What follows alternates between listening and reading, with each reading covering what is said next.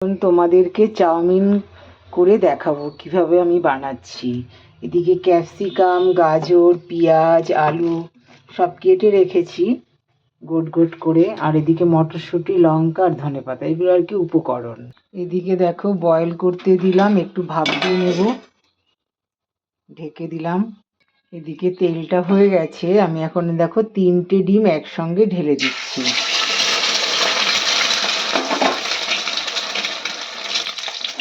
এবার একটু উল্টে দেবো।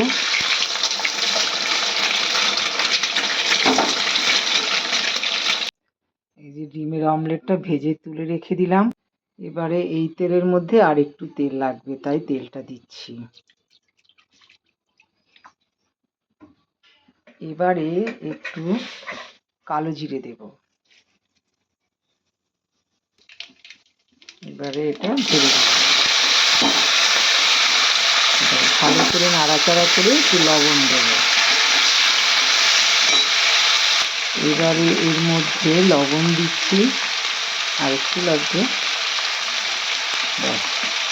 এবার ভালো করে নাড়াচাড়া করব। এবার এটা জলটা ঝরিয়ে রাখবো।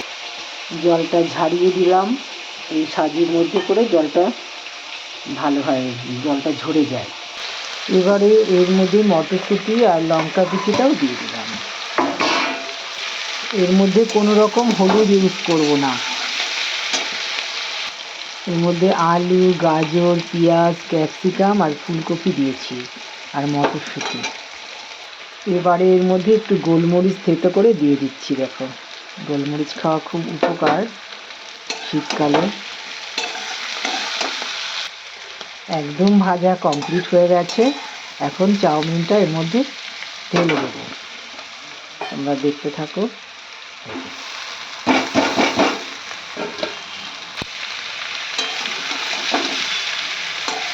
ভালো করে মেশাবো। দেখো খুব সুন্দর হয়ে গেছে, একদমই কমপ্লিট হয়ে গেছে। এখন একটু ধনে পাতা দেবো ছিটিয়ে। এবার একটু ধনিয়া পাতা ছড়িয়ে দিলাম, ভালো করে নাড়াচাড়া করব।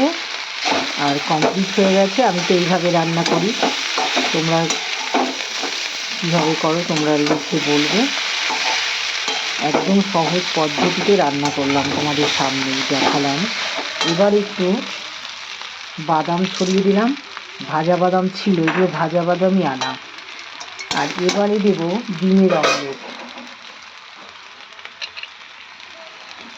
এবার ডিমের অমলেটটা ছড়িয়ে দিলাম। এবার ভালো করে নাড়াচাড়া করব। এবার সার্ভ করব।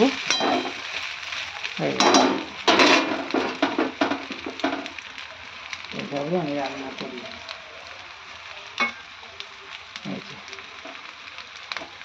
আমার রান্নাটা একদমই হয়ে গেছে।